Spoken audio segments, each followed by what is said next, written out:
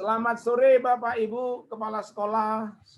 Salam sehat buat kita semuanya. Selamat datang Bapak Ibu Kepala Sekolah sewilayah gugus 6 di daerah Marelan, Belawan, Kota Medan. Terima kasih atas kehadiran Bapak Ibu, atas undangan saya sebagai pengawas manajerial di wilayah gugus 6 ini. Terima kasih Bapak Ibu atas kedatangannya. Perkenalkan, nama saya Jandes Siregar, pengawas manajerial untuk sekolah Bapak Ibu. Hari ini Bapak Ibu diundang, saya undang dalam kegiatan workshop persiapan pendampingan pembuatan kurikulum operasional di satuan pendidikan. Baiklah Bapak Ibu, Bapak Kepala Sekolah yang saya hormati, sebelum kita masuk ke materi, alangkah baiknya Bapak Kepala Sekolah memperkenalkan dirinya dulu. Saya persilakan.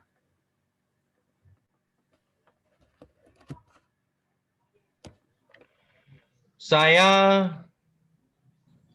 Saifullah, Kepala Sekolah SMP Harapan Mekar. Terima kasih sudah diundang dalam kegiatan ini. Saya kembalikan kepada Bapak pengundang. Terima kasih. Baik, terima kasih Pak Saifullah. Silakan Bapak Kepala Sekolah yang satu orang lagi. Ya, selamat sore pengawas Bapak. yang saya hormati. Saya bernama Sihar Simamora, Kepala SMP Nusa Bangsa. Demikian apa yang sebagai perkenalan. Oke. Baik, terima kasih Bapak-Bapak Kepala Sekolah. Mudah-mudahan hari ini pertemuan yang kita buat ini boleh menghasilkan beberapa hal penting untuk kemajuan ataupun persiapan-persiapan kita di dalam menyusun kurikulum operasional di satuan pendidikan kita. Baik Bapak Ibu, kita mulai masuk ke materi. Mari kita perhatikan ke layar. Bapak Ibu, sebagai kegiatan kita pada hari ini adalah pendampingan penyusunan kurikulum operasional di satuan pendidikan. Nah, sebelum kita sampai pada aspek pendampingan penyusunan kurikulum tersebut, ada baiknya kita samakan dulu persepsi kita tentang apa sih pengertian kurikulum operasional di satuan pendidikan itu. Kurikulum operasional satuan pendidikan ialah kurikulum operasional yang disusun dan dikembangkan serta dilaksanakan oleh satuan pendidikan. Nah, apa-apa sajakah unsur-unsur kurikulum tersebut? Yang pertama, karakteristik satuan pendidikan. Yang kedua, visi, misi, dan tujuan. Yang ketiga, pengorganisasian pembelajaran. Yang keempat, rencana pembelajaran. Dan yang kelima, pendampingan evaluasi dan pengembangan profesional. Dan seterusnya, kita langsung ke poin 4, pelibatan semua pihak. Untuk bisa kita melaksanakan pengembangan kurikulum di sekolah kita, Bapak Ibu Kepala Sekolah, ada beberapa pihak yang harus kita libatkan, antara lain kepala sekolah, guru, komite sekolah, tokoh-tokoh masyarakat, instansi atau lembaga-lembaga terkait seperti puskesmas, kepolisian, dan lain-lain Bapak Ibu. Nah, kita lanjutkan. Coba kita lanjutkan ke materi selanjutnya. Nah, perhatikan Bapak Ibu, kita masuk ke poin rencana pendampingan, evaluasi, dan pengembangan profesional. Coba Bapak Ibu perhatikan bahwa sebelum kita sampai melakukan penyusunan kurikulum operasional di satuan pendidikan atau di sekolah kita Bapak Ibu, tentu kita harus membuat rencana pendampingan, evaluasi, dan pengembangan profesional tersebut. Nah, ada 4 kriteria yang Bapak Ibu harus siapkan.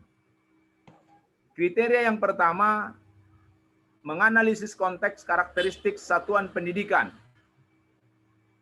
Yang kedua, merumuskan visi, misi, dan tujuan. Yang ketiga, menentukan pengorganisasian pembelajaran. Dan yang keempat, menyusun rencana pembelajaran. Nah, berdasarkan kriteria-kriteria ini Bapak Ibu, tentu kita harus melakukan pendampingan. Nah, untuk misalnya karakteristik satuan pendidikan, maka pendampingan yang harus kita lakukan di sini adalah kepala sekolah harus mendatangkan pakar analisis konteks SWOT atau pakar yang menganalisis tentang kekuatan, kelemahan, peluang, dan ancaman di sekolah tersebut.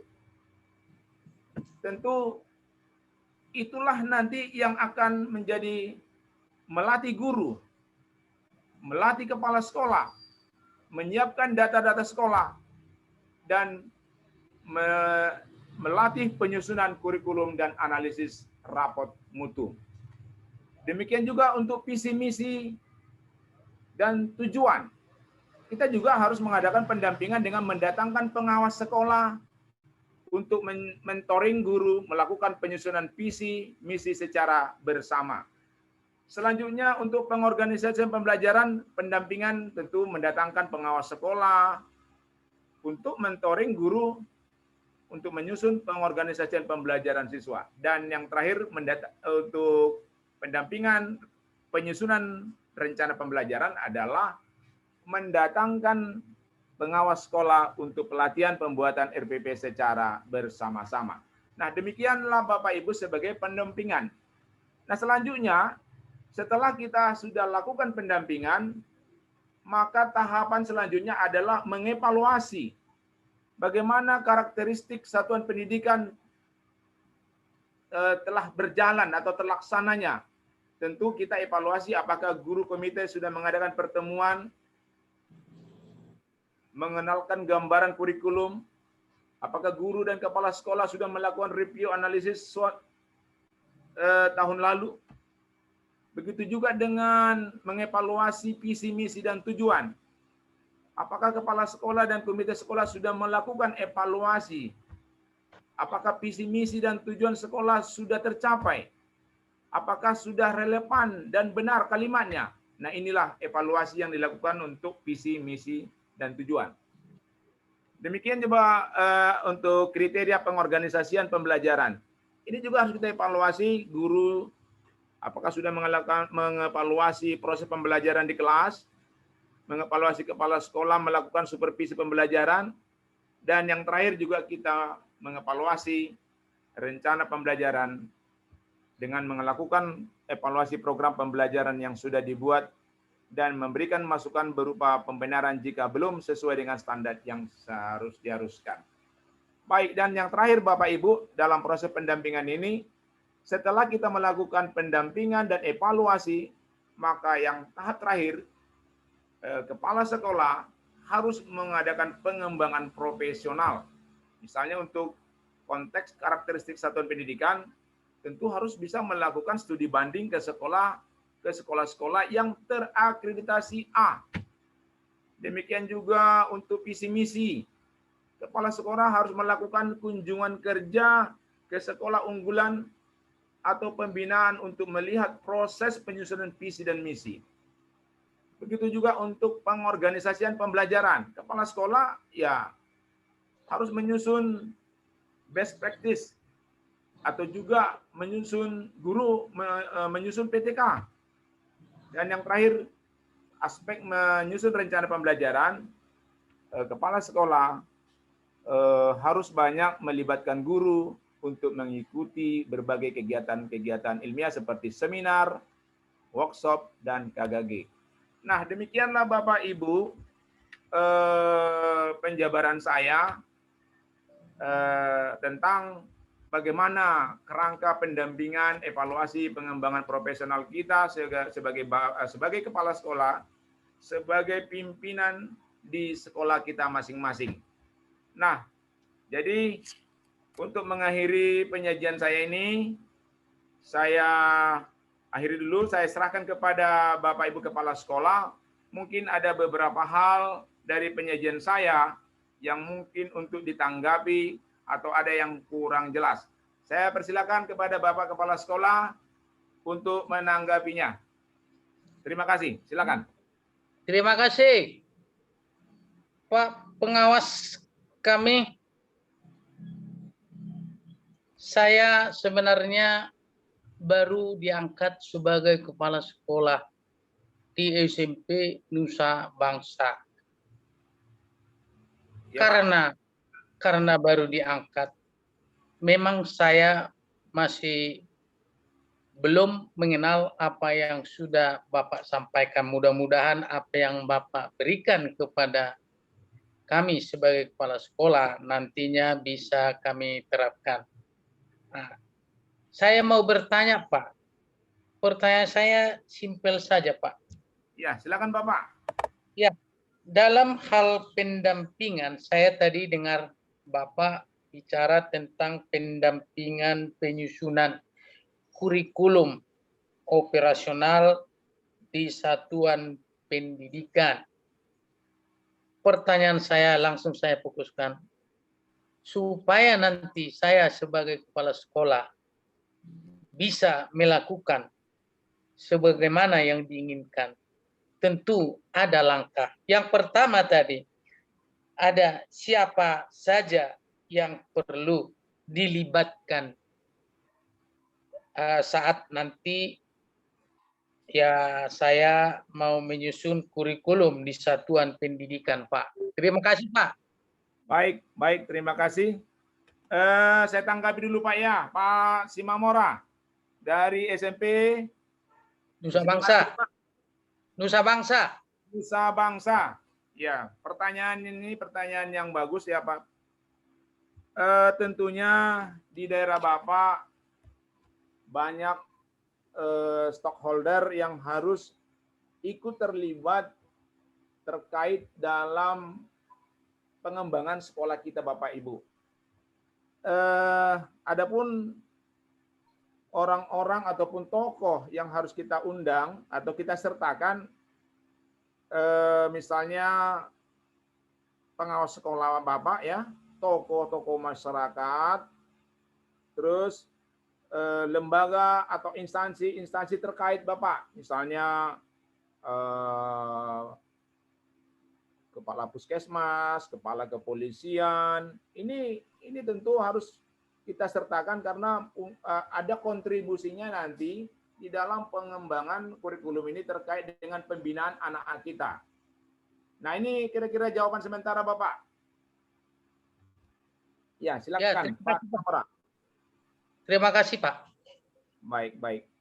Ada kira-kira lagi mau ditanyakan?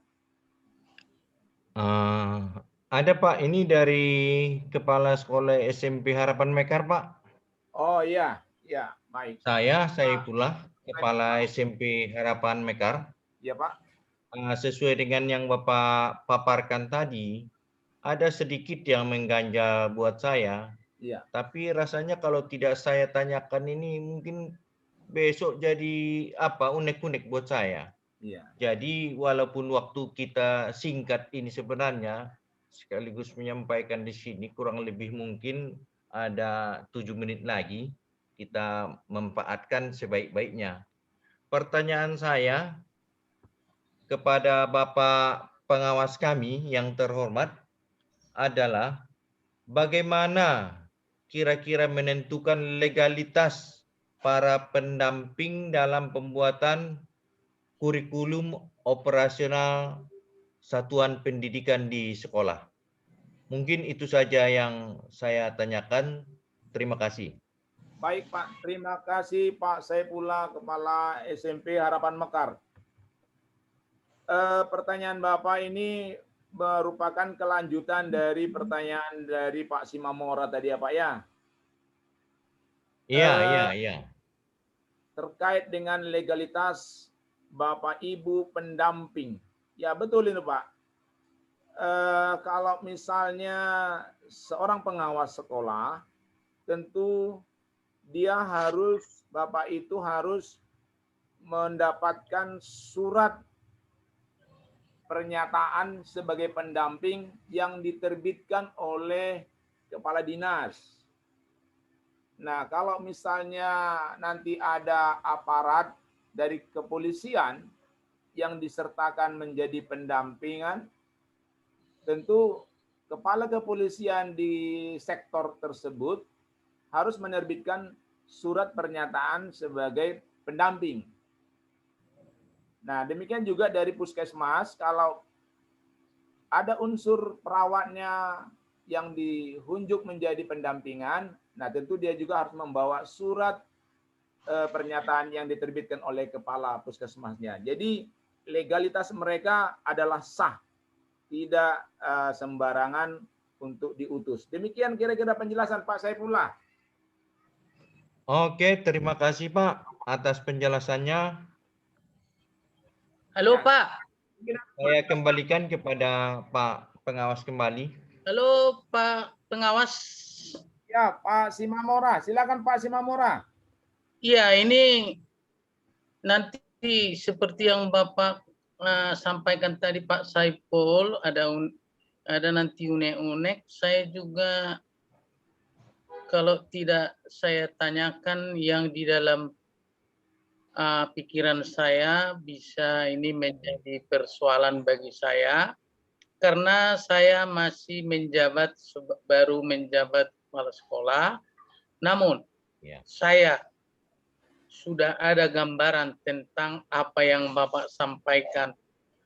Yang menjadi pertanyaan saya ini masih ada kaitannya, tapi ini berkaitan dengan visi misi. Pertanyaannya, bagaimana sekolah mengadakan pendampingan terhadap kriteria penyusunan visi misi dan tujuan, Pak? Terima kasih. Baik, terima kasih Pak Simamora. Pertanyaan ini pertanyaan sangat bagus. Namun Pak Simamora dan Pak Saifullah, sebelum pertanyaan ini saya jawab, silakan diminum dulu Pak, minumnya Pak. Nanti kehausan kita. Ya, terima kasih. Iya, Pak. Terima kasih Pak. Terima kasih. Sudah diingatkan. Ya, kadang-kadang kita terlalu serius ini, jadi lupa kita minum ya Pak ya. Terlalu serius. Terima kasih Pak. Ya. Stres. Ya, Oke, Pak. Betul. Di dalam penyusunan visi, misi, dan tujuan sekolah kita, tentu kita betul-betul mencermati. Nah, disitulah perlunya kita menghadirkan tokoh-tokoh tadi dalam hal pendampingan tadi. Dengan melibatkan banyak stakeholder tadi, tentu kita bisa nanti mendapatkan banyak masukan terhadap perkembangan sekolah kita itu waktu per waktu. Nah, misalnya terutama tentang karakteristik satuan pendidikan yang Bapak pimpin. Nah, bagaimana sekarang peserta didik yang baru diterima? Tentu kita harus bisa kaji secara sosial budayanya. Kita juga kaji dari segi nilai-nilainya atau nilai-nilai yang dia masuk ke sekolah itu, apakah nilainya sedang, apakah nilainya rendah, apakah nilainya tinggi. Tentu ini menjadi beberapa faktor untuk mempengaruhi kita dalam penentuan visi kita ke depan. Karena menurut saya bahwa visi itu merupakan sebagai harapan kita ke depan, harapan sekolah itu ke depan.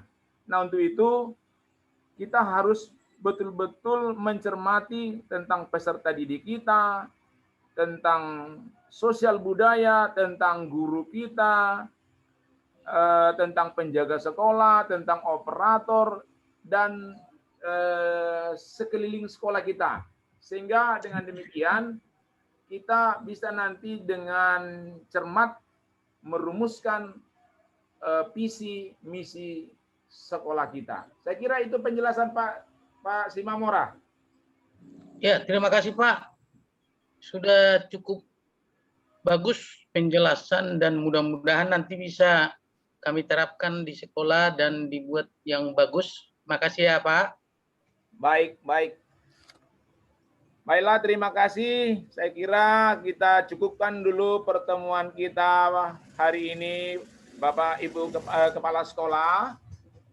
Untuk sebagai rumusan pertemuan kita hari ini, saya coba menyampaikan yang pertama, bahwa kepala sekolah di setiap satuan pendidikan supaya mempersiapkan atau supaya berusaha melibatkan banyak pihak.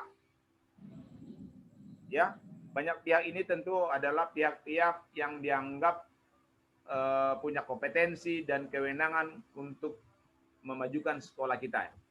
Yang kedua, bahwa penyusunan kurikulum operasional di satuan pendidikan harus melakukan rencana pendampingan, evaluasi, dan pengembangan profesional.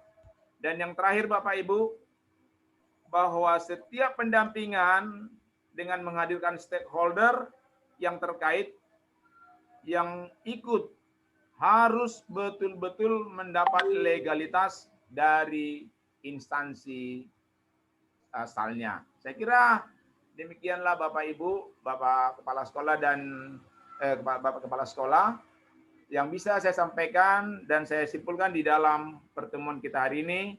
Mudah-mudahan bermanfaat buat Bapak Ibu di sekolah masing-masing. Demikian saya sudahi. Terima kasih. Selamat sore.